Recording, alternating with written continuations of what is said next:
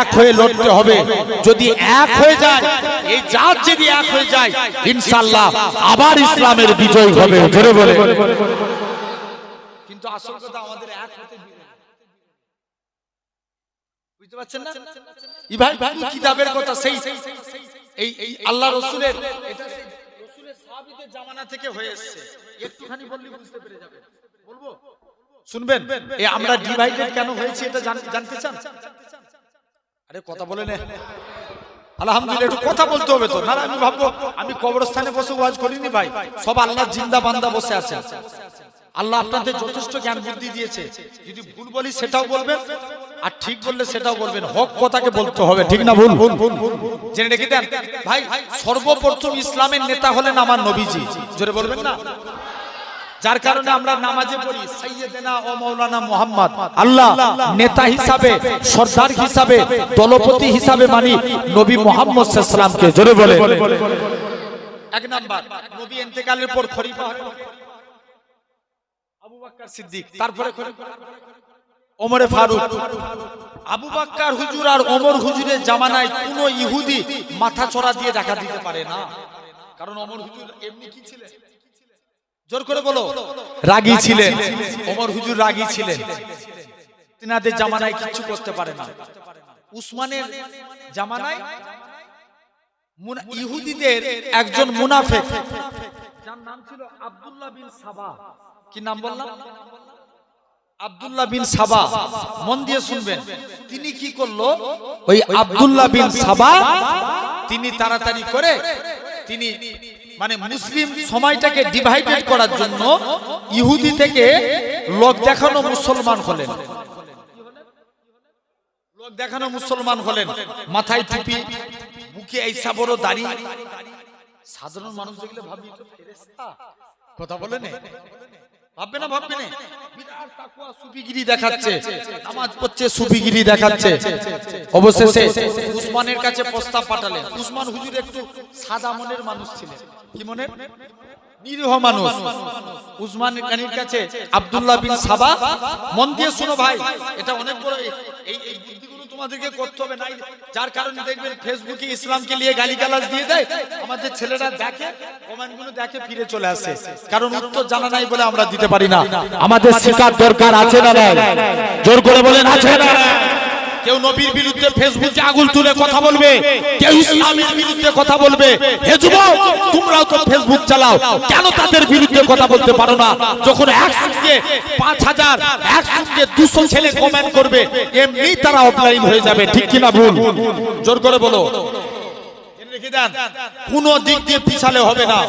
কারণ ইসলাম অধিকার দিয়েছে, ভারতবর্ষ আমার এই অধিকার দিয়েছে। ভাই অধিকার নিয়ে বাঁচতে চাই। ঠিক কিনা ভুল? কুকুর বিড়ালের মতন বাঁচতে চাই না। যুবক 1 ঘন্টা বাঁচবেন, সিংহের মতো বাঁচতে হবে। ঠিক না ভুল? জোর করে বলেন। যা টাইম এসেছে আমাদের পিঠ দিয়ালে ঠেকে গেছে। কথা বলেন। ঠেকেছে না? ঠেকে নেই? আমরা ওয়াকাবলি আন্দোলন বন্ধ করে দিই, যদি ওরা এই কাজটাই সাকসেস হয়ে যায় 100%, আরো বড় বড় কাজ দুদিন বাদ দেখবেন এসআইআর করে। এই তো কিছুদিন আগে ঘোষণা করেছে খুব শিগগিরই এসআইআর করে প্রতিটা রাজ্যে যেন ডিটেনশন ক্যাম্প তৈরি হয়। শুনেছেন না আপনারা? এসআইআর করে যাদের নাম বাদ যাবে ডিটেনশন ক্যাম্পে ঢুকিয়ে দিবে। জেনে রেখে দেন ভাইরা, আব্বারা, তরুণেরা। তাহলে আজ লক্ষ্য করা লাগবে যে কথা বলছিলাম। এই আব্দুল্লাহ বিন সাবা 6টা দেশ হযরত উসমান গানিকে বললেন, আমি মদিনার গভর্নর করব। উসমান বলছে, তোমার থেকে আমি তোমাকে যোগ্য বলে মনে করছি না। কে বলছে? উসমান গানি। কাকে বলছে? আব্দুল্লাহ বিন সাবাকে বলছে। আব্দুল্লাহ বিন সাবার উসমানের উপর একটা রাগ তৈরি হলো। কি হলো? আসলে কিন্তু তিনি মুসলিম তরদি নয়, আসলে মুসলমান সময়টাকে তার উদ্দেশ্য কি? ভাঙার, ডিভাইডেড করা। মন দিয়ে শুনো। অবশেষে যখন উসমানের বিরুদ্ধাচরণ করতে লাগলো, উসমান তাকে মদিনা থেকে তাড়িয়ে দিলেন। সে বাসরায় যে শেল্টার নিল, বাসরা দেখবেন আজও নাম আছে, ওখান থেকে কুফায় গেলেন। কোথায় গেলেন? প্রথমে ইয়ামান থেকে আসলেন মদিনায়। কোথায়? ইয়ামান থেকে মদিনা, মদিনা থেকে বাসরা থেকে কুফা, কুফা থেকে গেলেন শাম, শাম থেকে এরকম ভাবে তিনি মিশরে চলে গেলেন। এই মিশরে গিয়ে, কুফায় গিয়ে, বাসরায় গিয়ে পরবর্তীতে ইমাম হোসেন হুজুরকে শহীদ করেছিল। মনে পড়ছে কারা কারা শহীদ করেছিল?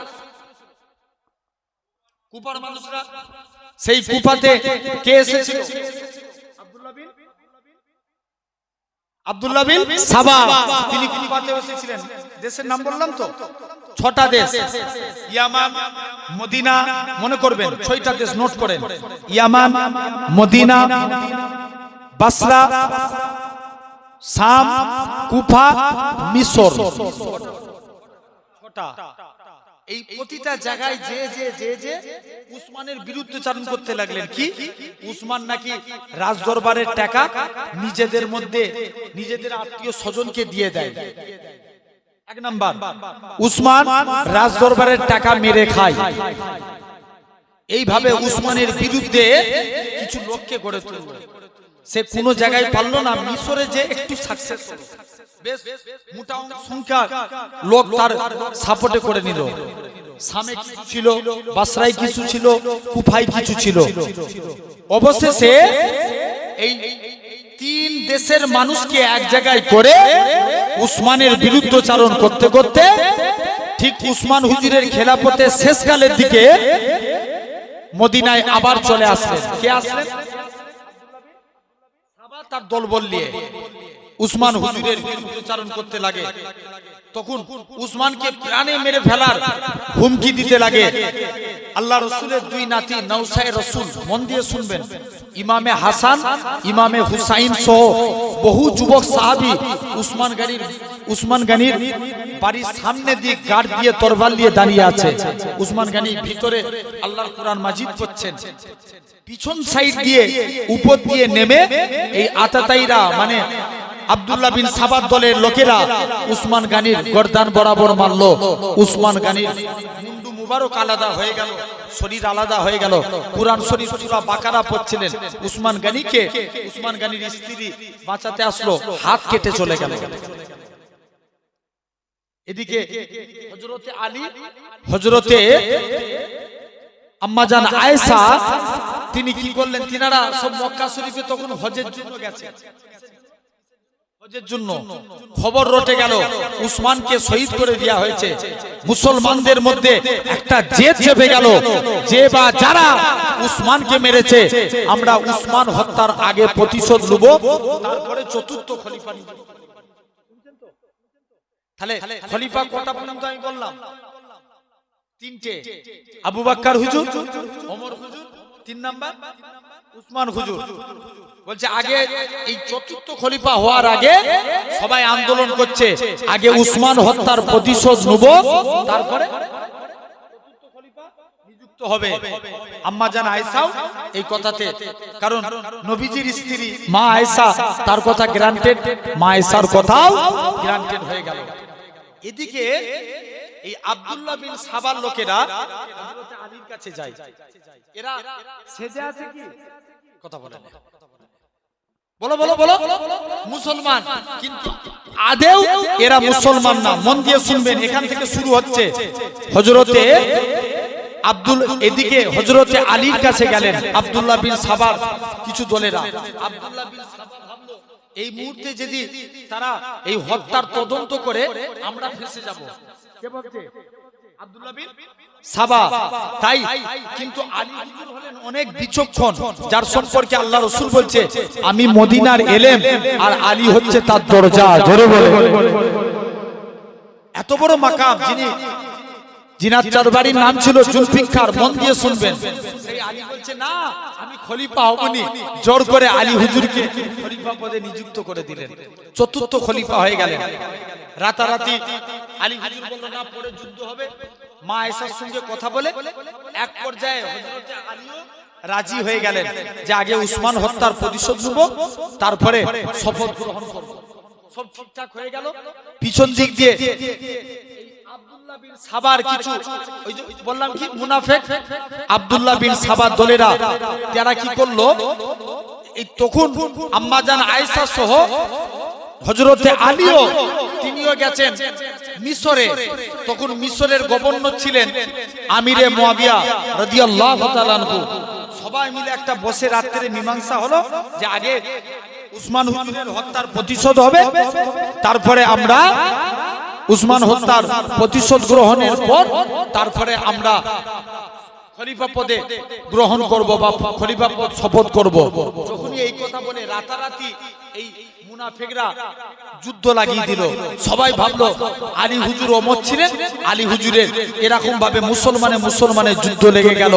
যেই যুদ্ধের নাম ছিল জঙ্গে জামাল, উটের যুদ্ধ। উটের যুদ্ধ, যেই যুদ্ধে মুসলমানদের সব থেকে বড় ক্ষতি হলো। তারপর থেকে মুসলমান ডিভাইডেড হয়ে গেল। শুনছেন, এটাই ছিল ইতিহাস। তাহলে সেই যে সেদিন থেকে ডিভাইডেড হয়েছে, ওই যুদ্ধটার নাম কি মাথায় রাখবেন? কোন যুদ্ধ থেকে মুসলমান ডিভাইডেড? জঙ্গে জামাল, উটের যুদ্ধ।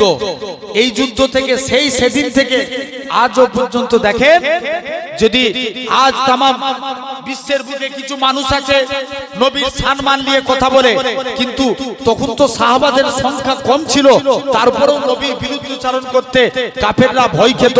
কিন্তু আজকে তামাম ভারতবর্ষের জমিনে 200 কোটি মুসলমান দেখেন, কেউ নবীর শানে বিয়াদবি করে অথচ ছাড় পেয়ে যায়। মাত্র কয়েক লাখ ইহুদি আপনার মসজিদুল আকসাকে দখল করেছে, কিন্তু মুসলমান ডিভাইডেড, কেউ কিচ্ছু করতে পারে না। হ্যাঁ না? আর যেদিন আমরা এক হয়ে যাব জানবেন, কিন্তু হাদিস শরীফে পরিষ্কার আছে, আল্লাহ রাসূল বলছেন খোরাসানের দিক থেকে কালো পতাকাধারী অশ্বরোহী মানে ঘোড়ার পিঠে করে আসবে, সর্বপ্রথম এসে তারা মসজিদুল আকসাকে বিজয় করবে। জোরে বলে, আরো জোরে বলেন। সেদিন থেকে জানবেন ইসলামের বিজয় হবে। বলবেন না সুবহানাল্লাহ? জেনে রেখে দেন। আমার আলোচনা ওদিকে নয়।